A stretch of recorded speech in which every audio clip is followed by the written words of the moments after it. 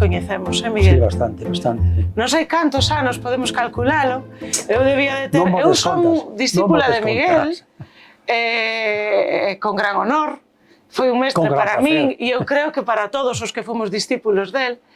E a verdade é que... Pero foi un pouco rara, porque eu non escomecei a tese con Miguel dende o Sí, é principio, verdad, sí. sino que foi así un pouco pola retambufa, non, Miguel? Sí, non Xa sei... levaba un par de anos no instituto, Sí. e como, bueno, por estrategia, se se pode chamar así, querían que se fixera unha tese en microbioloxía, Sí, foi unha cousa pois, aí, bueno, pois dende as persoas que dirixían naquel momento decidiron que Miguel formara parte da miña tese, non? Realmente non foi algo planexado, sino que... pero ligamos dunha maneira tan... Pero ligamos dende o primeiro, a verdade, foi un acerto total, Sí, sí ou a non, verdade que Miguel? sí. Eu levo no CSIC dende o 93, é dicir, 30 anos. Xa cheguei aquí despois de rematar a carreira en Santiago, e nada, fixen a miña tese e despois xa saquei a praza e xa me quedei aquí. E Miguel, Pois, bueno, pois... igual, pero 20 anos máis por atrasos, claro. Sí. No... A ver, ti levas xubilado dende que ano, Miguel? Dende o 10? Desde o 14. Que che levou, Miguel, a dedicarte á ciencia? E despois, como chegaches ao CSIC? Quer dicir, hai algo na túa vida que ti identifiques como que espertou en ti algunha vocación científica, ou simplemente fuches ti mesmo, ou... Isto é algo persoal, non sei se queres contalo ou non. Sí, non teño problema. Eu podía falar agora de vocacións e tal, pero eu nunca creí nas vocacións. Non? Entón, non, a miña chegada á ciencia foi completamente oportunista. Eu, cando acabei a carreira, o que tiña pensado, que era unha das salidas daquel tempo, era preparar unhas oposicións para ensino secundario. E entonces, de entrada, para ter algo de pasta, pois metínme a traballar nun colexio privado de Madrid, que estaba cerca da miña casa. Era un sitio horrible, pero bueno. Ahora, como nos últimos anos da carreira estableceramos contacto co Instituto de Química Orgánica, dende a Cátedra de Bioquímica estableceramos contacto. Dende o departamento, era como un departamento. Sí. A cátedra eran como os departamentos. Eran os departamentos, sí. Sí, de feito xa se chamaba departamentos daquela. De Bioquímica, pois éramos en contacto con xente de Química Orgánica. Cando acabamos, estábamos ali traballando, bueno, medio facendo traballos menos que de tesina aínda, pero bueno, como unhas prácticas de laboratorio un pouco máis avanzadas. Pero estabas na carreira nese momento. Estaba na carreira, sí. Pero ao acabar, coñecíanos a amiga, Pepe Franco, que tamén estivo aquí despois, e propuxeronnos que pidíramos unha das becas que se chamaban do PFPI, que nacían en aquel momento, as becas do PFPI, do Plan de Formación de Personal Investigador. Do Ministerio, do Ministerio. As becas que había antes daquela eran do PIO, que eran 3.000 pelas ao mes.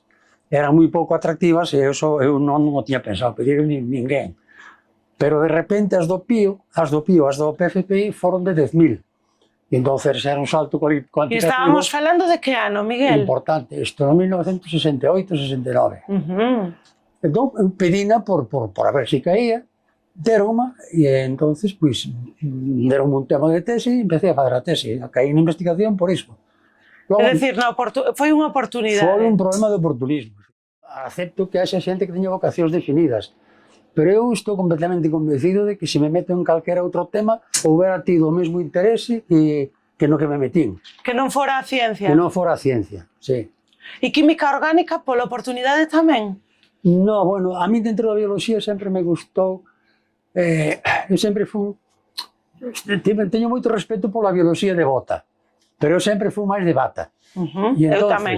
Claro, entonces a min gustame máis o laboratorio máis que outro.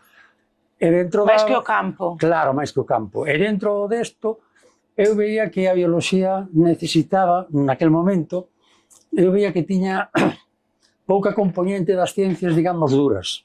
Química, física, matemáticas. As básicas. Claro, as ciencias básicas eu creo que a bioloxía naturalista daquel tempo tiña pouco. Era máis observacional. É máis observacional que experimental. Bueno, probablemente naceu aí, non? Non, iso está claro. Por iso digo que eu teño moito respeto pola bioloxía de bota. pero a mí va máis a outra. E cando se me presentou a posibilidade de química orgánica e de facer asignaturas de doutoramento, por exemplo, como relacións de estrutura química e actividade biolóxica, ou métodos espectroscópicos en química orgánica e tal, eso para min era unha cousa máis interesante que as asignaturas de doutoramento se me ofrecían en biolóxicas. E entonces, cando fui química orgánica, pois fui moi a gusto a química orgánica. Claro, porque ti estudiaches na Universidade Complutense de Madrid, non, Miguel? Sí, Desde aí, naquel momento o CSIC, supoño que estaba moi centralizado en Madrid, bueno, segue estando agora. Segue estando agora, sí. Pero daquela todavía era máis. Entón fixeches ali a tese, bueno, e despois foi cando viñeches para Vigo, non? Sí, eu en Madrid acabei a tese, fixen as oposicións a colaborador ali. Sacaches a praza ali? Saquei a praza ali. Nada máis sacar a praza pedín un traslado a Vigo, porque a min... Eu pensei que non o pediras daquela, pensei... Sí, eu pediro... Estamos falando dos 70 ou así? Dos 72. Eu entrei no 68, cando acabei a carreira, e acabei a tese no 72, aos principios. E entón nada máis sacar a praza foi no 73. E nada máis sacar a praza pedín o traslado, pero non mo deron. Tiveches que esperar. E ademais meteronme nun proxecto, nun programa da OCDE que era do estudio da contaminación nas grandes concas hidrográficas españolas. A min tocoume Guadalquivir, e entón estuve 6 anos na... Pero ali xa estabas traballando con insecticidas, non? Porque sí, eu xa fixera a tese no metabolismo de insecticidas. Que, por certo, busquei a tese e atopeina. Atopáxeles. Está nas bases de datos, Miguel. É moi mala, non? Eu quedei flipada, porque nunca vira. No, eu tampouco, seguramente. Digo, ostras, pois sí, probei e estaba. Bueno, a cuestión, ti traballabas en insecticidas, estabas ali, entraches nese programa do estudio de contaminación no Guadalquivir. Sí, era un programa que se chamaba Estudio da contaminación non intencionada do medio por plaguicidas organoclorados. Non intencionada. Non intencionada. Entonces... Isto é un pouco dubidoso, non? O de non intencionada ou que? Claro. Utilizábanse nos cultivos, entendo. Claro que se utilizaban, pero entonces non intencionada querese decir que ao principio pensábase que ti botabas un insecticida no trigo e dali non se movía. Xa. Foi no 64, un libro de Raquel Carson, que se chamaba Primavera Silenciosa, Silent Spring, un libro que foi moi famoso, que foi a primeira vez que se dixo non, nós botamos insecticidas aquí, pero como non se degradan, aparecen logo en todas partes. Entonces, falábase de non intencionada... Pero pensaban que se degradaban, cecais? Pensaban que se degradaban, ou realmente non tiñan a proxección para pensar no impacto, porque agora mesmo, coa importancia que ten o medio ambiente e o impacto ambiental, parece un pouco raro que alguén nos lle ocorrera que... En absoluto, vamos a ver. En España, desde logo, pero creo que basicamente en Europa tamén, os primeiros datos de residuos insecticidas organoclorados en musculatura de paxaros, por exemplo, pois foron os de Pepe Franco e Maiseu. Ah, sí? Sí, sí. E daquela o CSIC, a ver, estamos falando da época, claro, do final do franquismo, non? Sí, sí. É dicir, como era aquelo? Porque ti, a ver, un pouco, ao longo da túa trayectoria, tiveches a oportunidade de ver aí un cambio político enorme. E supoño que, claro, eso se reflexaba tamén... Sin embargo, eu sempre che lembro falando moi ben da túa formación en química orgánica. Non lembro... Non estou falando da estrutura do CSIC, pero sí que... A mí nunca me transmitiches que fora unha etapa mala na túa formación. Un pouco por contraste. Vamos a ver, química orgánica non é que fora a vanguarda do proletariado, pero era un centro que vivía na realidade do tardofranquismo. Non había ali, había moita actividade política. Por outra parte, había actividade política, había xente dos partidos de esquerda, dos partidos non legalizados, había xente do que se chamaba daquelas o Partido Socialista do Interior, que era do Tierno Galván, do PC, por suposto, donde estaba... Que estaba resurdindo, claro. Bueno, e que foi xusto a época da... Sí, claro. Non, do 68, a revolta estudiantil e todo isto. Entón foi unha explosión, claro. Completamente. E ademais había problemas xa específicos. Vamos a ver, un dos problemas específicos foi precisamente as becas, as nosas, as becas do PFPI, porque esas becas coexistían coas do PIO, que eran 3.000 pesetas, estas eran 10.000, e entón pues, nós éramos os privilexiados. Pero as do PIO de onde salían? Do Ministerio? Do Ministerio tamén. E as outras? Do Patronato de Igualdade de Oportunidades, as outras do Ministerio tamén. Ah, e como tiña Claro. unha financiación? Pero eso que reflexaba o cambio de mentalidade desa época? Chegar claro. alguén ali que de repente Sí, quería promover eu creo que reflexaba a idea de Lora Tamayo, que era o fora ministro de Educación. Este era o pai do que logo foi presidente de CSIC. Exactamente. Que era director de Orgánica, do Instituto de Orgánica, Miguel. Claro, do Centro Nacional de Química Orgánica. O Centro Nacional de Química Orgánica eran 5 institutos. E ele era, digamos, un superdirector, era director dos 5. E ele foi un home que, bueno, a mí sí que me influiu un pouco, porque Lora Tamayo, cando eu empezara a carreira, Lora Tamayo fixeron as declaracións dicindo que en España había que multiplicar por 10 o número de biólogos e xeólogos. E por 5 de químicos. O sea, tiña visión. Tiña visión, sí. Lora Tamayo podes dicir o que queiras políticamente del, pero desde o punto de vista científico, sí, estamos falando de ciencia. Ainda que quedou un pouco atrasado na ciencia experimental, tiña, de organización científica, tiña moita máis idea do que veo despois. Claro. E entonces as becas do PIO, as becas de PFPI, creo que foron unha idea del, basicamente. Pero claro, creaban unha situación moi desagradable, porque había, o sea, compañeros que facían exactamente o mismo que agravios nós, comparativos. E que cobraban tal. E había tamén o que chamaban becarios honorarios, que era o que non cobraban. Que non cobraban. Non cobraban, deixábanlles facer a tese ali, e con eso facíanlles o favor de... Bueno, eso durou, esa figura durou moito. Eso durou máis, No, na universidade durou moito máis. Sí. O CSIC, eu creo que eso... Chegado un momento o cortou. Sí, claro. Mais ou menos cando eu cheguei un pouco antes. Basicamente, foron os movimentos dos becarios en Madrid os que apartaron isto. Home, claro. Os primeiros encerros de becarios tuveron lugar en Química Orgánica, precisamente, no meu instituto. Entonces, ti pillaches xusto aí, foches partícipe deso, entonces, claro, remataches a túa etapa en Madrid e de repente ves para Vigo, ¿no? Sí. E claro, supoño que atopas... No, pero de Madrid che podo contar unha cousa interesante. Pois veña. Que foi isto, vamos, nos movimentos de becarios... Sí, eso interésame moito. Claro. Eu creo que o que nos escoite tamén. Claro, eu creo que sí. Isto foi interesante porque o que se pedía era que todas as becas se homologaran por arriba. Pero nas negociacións que... Por arriba de cuantía, refires? Claro, decir as cousas. Decir, non de condicións, sino de claro, cuantía. que se eliminaran as de... Porque as condicións eran as mesmas. Claro, as condicións eran as mesmas, que se eliminaran as do PIO e que se eliminaran os becarios honorarios. E houve pois, moitas negociacións co secretario xeral do Consello, con xente do Ministerio. Eu era representante dos becarios de Orgánica, fun a todas esas cousas, e para que vexas como xa había precursores de manipulacións que hoxe se fan. Eu recordo que, creo que fora o secretario xeral, que reuniu logo aos do PIO e os honorarios e dixolles: os vosos colegas das becas do PFPI queren que desaparezades.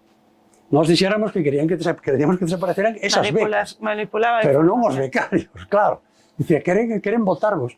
Montouse un lío, non? Pero bueno, un lío, claro, enorme, tal. E foi cando empezaron os encerros. Eu recordo que en Orgánica, cando se votou o encerro dos becarios, iso tamén ten gracia, isto perdeuse o encerro. Pero catro dos becarios dali, entre eles Pepe Franco e eu, quedámonos. Dixemos, pois mira, aínda que se perderá a votación, nós ímonos encerrar. É dicir, votáchedes para ver se vos encerrades. Exactamente, e perdeu a opción do encerro, perdeu. Pero catro, entre eles Pepe Franco e máis eu, dixemos, pois mira, quedámonos de todas maneiras. E entonces, bueno, pois, Sábado Gráfico foi ali, sacou unhas fotografías, hai unhas fotografías nas que estamos na porta de Química Orgánica que se nos ve a Pepe Franco e a min perfectamente, claro, eso fichounos tamén, claro. En aquel momento era jorobado, pero curiosamente, isto... E como rematou iso? Pois rematou, ao final fixeron... Tardou, pero ao final ganouse. Ganouse, homologaron todas as de cuantía alta. As de PFPI, as de cuantía altas de 10.000, sí.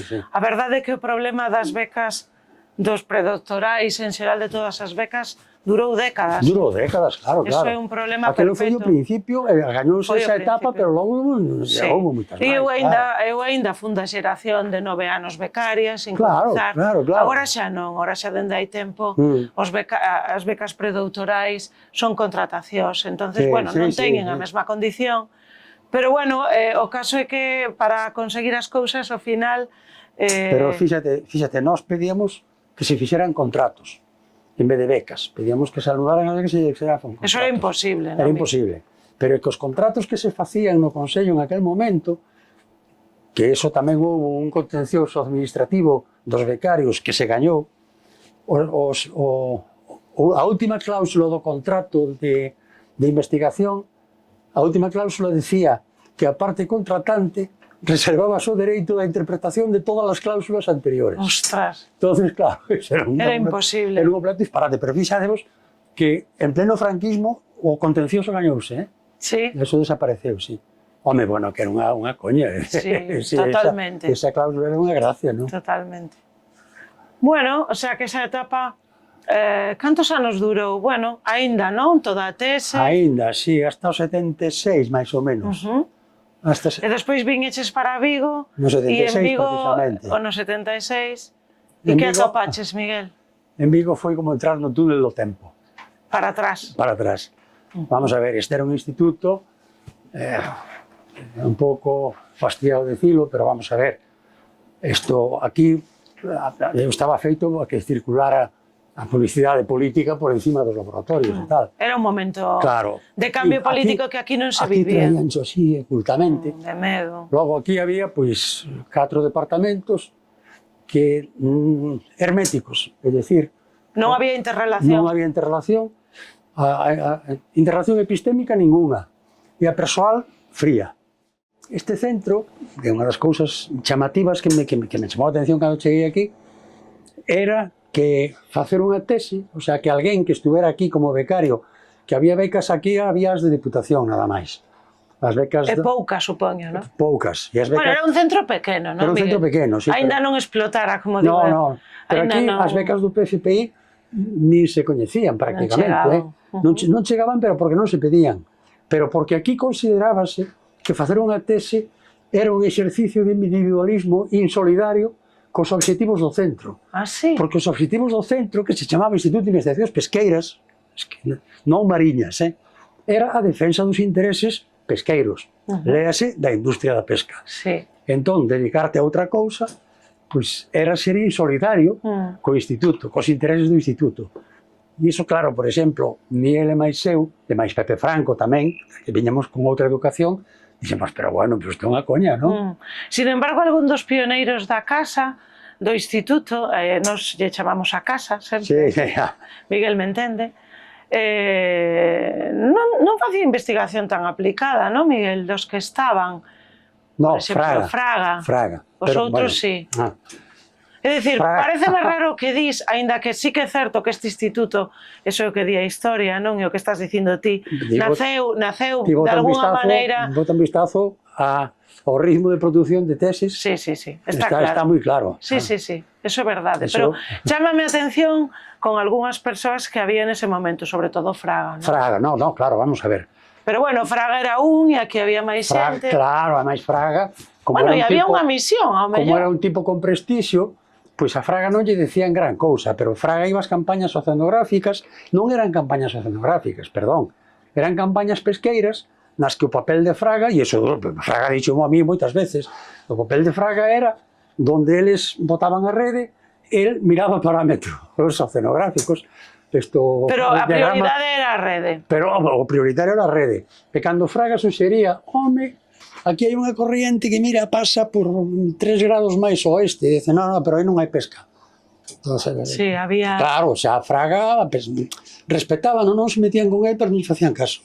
Fernando Fraga foi un... Bueno, Miguel pode falar moito máis que a min del, pero bueno, basicamente, a ver, Fraga foi nesta casa, eu creo que con Miguel e poucos máis... Foi a ciencia desta casa. Claramente o hexemónico deste instituto era a pesca. Sí, É dicir, claramente. cando se cambiou Vamos a ver. Bueno, pero Cambiou sin o Instituto embargo... de Investigacións Mariñas cando foi director, Sí, sí. Pero antes era pesqueiro, e era moi distinto. De feito, en Vigo coñécesenos moitas veces aínda por pesqueras. Sí, sí, eu ainda digo a veces tamén. E hai xente que nos confunde co oceanográfico. Claro. Sin embargo, e, a ver, botándolle un guiño ao instituto, sí que creo que sí que é verdade que tivo esa vertente aplicada dende o principio.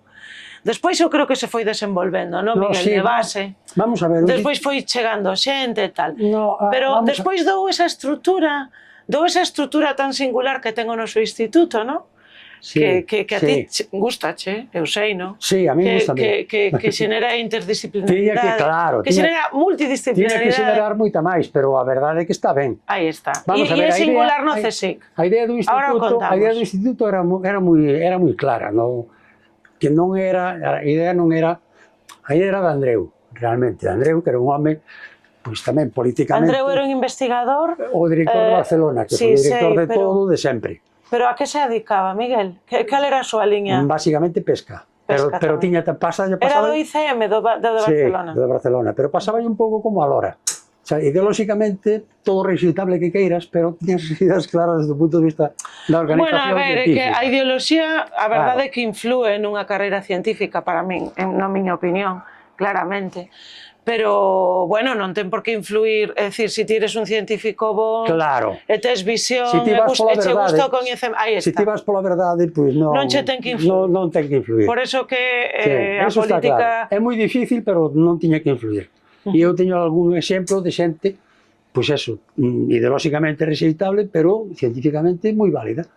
E Andreu dicía, e tiña razón, dicía, vamos a ver, se o Instituto Voso está nunhas situacións ideales, ten que facer, por unha parte, o estudio dos recursos no mar. Pero como o estudio dos recursos no mar depende das condicións oceanográficas, ten que facer a oceanografía. Pero logo, se recursos chegan á terra, e na terra hai que industrializalos. Polo tanto, ten que haber tamén unha parte tecnolóxica. E logo, dice Galicia, o sitio dos cultivos mariños. Aí está. Polo tanto, ten que haber un departamento de cultivos mariños. E era o que había. E iso era unha idea de Andreu. E era o que había.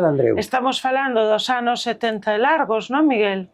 Sí, 70... E é o que hai. E é o que hai. Entonces, é dicir, esta estrutura que non é frecuente no CSIC, é dicir, non hai moitos institutos coa nosa estrutura, que ten unha parte mala que é a que dicías ti, Cecais, ou mala ou pouco, non sei como decir, pouco estimulante para o coñecemento en algúns aspectos, porque se iniciou cunha gran parte do coñecemento destinado ao aplicado, esquecendo un pouco a parte básica. Ten outra parte boa. Non só o aplicado, que era a defensa da pesca. Xa. Que sabemos que é unha actividade xa moi cuestionada hoxe, pero ademais non só da pesca, sino da industria pesqueira. Que non, digamos, aquí non se preocupaba moito a xente da pesca artesanal, por exemplo. Non, aquí era as pesquerías lonxanas que se chamaban. Volvamos, que a mí me interesa resaltar a túa liña no instituto, porque aínda está presente. Iso creo que é importante. Entón, nesa estrutura que ten o instituto, ti chegaches, estiveches aí un tempo facendo química analítica, traballando, en química analítica. A mí asignaronme a Fraga, co cal eu me quedei encantado. Fraga era, digamos, o que te dirixía, non? Claro. Pero eu o que facía ali era un cromatografista de gases. Que aí, fíxate ti, que agora xa é distinto. Agora os científicos titulares, que ti xa o eras, teñen moitísima máis autonomía. Antes había como estrutura dentro do centro, que non sei se se pode chamar algo de política científica. Claro que sí. Tan necesaria e tan escasa nos centros. Entonces, nese momento, despois, chegou un momento que Pepe Franco se foi, non? Foi así? Sí, pero se foi moito máis adiante, xa. Pepe Franco marchouse moito máis adiante. Antes de que empezaras ti a liña? Sí. Vale, porque Pepe Franco empezou na miña liña, precisamente, aquí. Foi dos que se sumou a miña liña, sí. Vale. Entón empezaches a traballar, abriches esta liña, non? Non, pero eu empecé chamaranme aquí.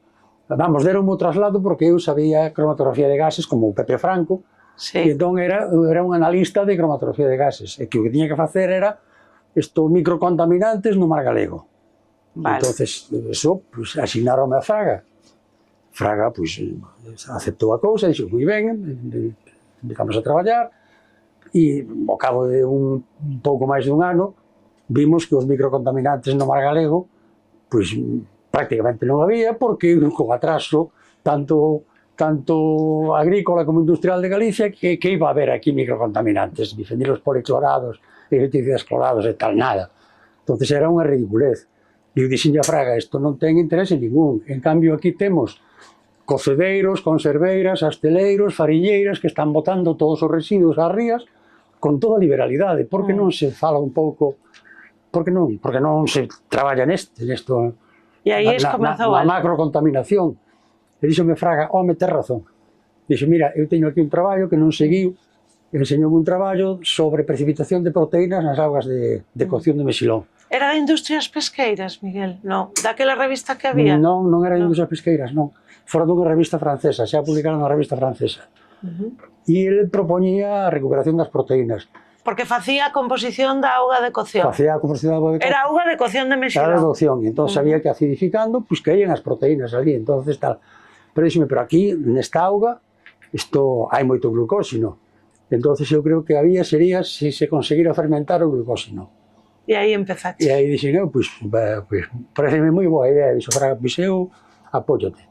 E entonces eu propuxen esa liña, e entonces pues houve xente que se sumou e empezou así. Claro, o xenial é que realmente ti fuches o que iniciaches esa liña, foi unha liña pioneira no instituto, e eu creo que me atrevo a decir que aquí en Galiza tamén, non sei a nivel nacional, pero en calquera caso... nacional había xente, supoño. En calquera caso, bueno, pois...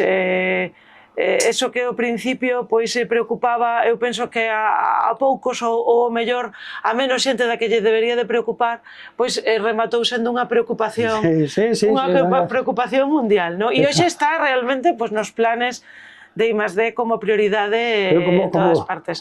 Realmente reciclado, valorización de residuos, non? Claro. Bueno, ti empezaches pola auga de cocción, despois seguiches con outras cousas e aínda se están facendo no instituto e segue sendo unha liña moi productiva. Sobre o nacemento da liña, podo contar unha anécdota que así que dá de risa tamén. Hai que saber tomar as cousas da ciencia con gracia. Aquí os nomes, xa falamos antes, os nomes dos equipos de aquí eran nomes impresionantes. Oceanografía non se chamaba oceanografía, chamábase oceanoloxía, porque es unha grafía, no, es unha logía, es unha ciencia, de verdad, eso é lógico. Logo outro se chama pesquerías lejanas, unha cousa tal. Outro, ingeniería alimentaria de base marina. E outro, cultivos marinos. E eras pa aí, dicía con moita gracia, decía, eu como dedico só ao mexilón, voulle poñer a miña liña cultivos marinos en soporte flotante. Entonces, cando co apoio de Fraga e tal, dixemos, vamos facer outra liña que era de... Outro grupo, ademais. Outro grupo, ademais. Porque coincidían as liñas cos grupos, non? E como se vai chamar? E eu dixen no claustro, basuras. Como? Como? Dicía Fraga, isto... A auga de mexilón que tiña era glucósino. Entonces o glucósino é unha macromolécula, pero non hai ninguna levadura que sexa capaz de crecer en glucósino. E ao principio a idea era facer proteína unicelular con levaduras, porque era o que se admite para comer sin problema ningún. Ben, pero isto, o que se me ocurriu foi concentrar o glucósino por ultrafiltración, como unha macromolécula, ti ultrafiltras, e entonces a concentración de glucósino súbela todo o que queiras. E entonces, chegamos a ter 100 e pico gramos por litro de glucósino nas augas de mexilón. Bueno, non solamente iso, sino que tamén... Entonces, degradas o glucósino a glucosa con amilasas que sacas dun fungo, e tes un medio glucosado de 100 e pico gramos por litro, que iso é unha bomba biotecnolóxica, con eso faz o que queres. Iso un medio glucosado con esa concentración faz o que queres. E iso foi o que permitiu diversificar a liña. Sí, tamén a diversificaches con diferentes tipos de cultivo. Claro.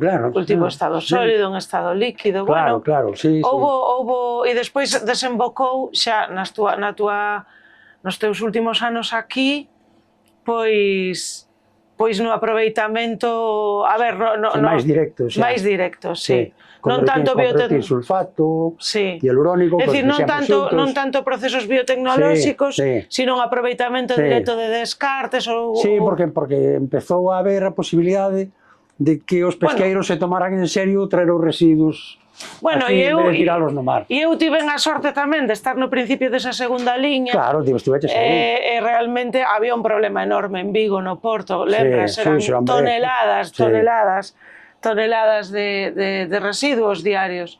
Entón, bueno, pois un pouco tamén nos empuxou aquelo, lembras? Sí, claro. Se empezaron a facer as primeiras cousas, logo eu, bueno, xa me fun por outro lado, pero a liña continúa no instituto. Sí, agora siguen ademais con esas cousas. Sí, seguen con esas cousas. Entonces, bueno, a verdade é que a trayectoria foi espectacular. A min de toda a parte que me toca, si me gustaría resaltar o que dixen ao principio, a capacidade de Miguel de xenerar escola, que creo que ademais ten moito que ver, eu creo que contigo mesmo, cos coñecementos que tes, pero non solamente con iso, eu creo que con menos coñecementos tamén se pode xerar escola, pero é un problema de modo de facer, Miguel, e de modo de transmitir. Sí, un problema mellor de que... Entonces, eu creo que... divertirte traballando tamén. Divertirte era moi divertido, sabes, facelo ao mellor menos formal,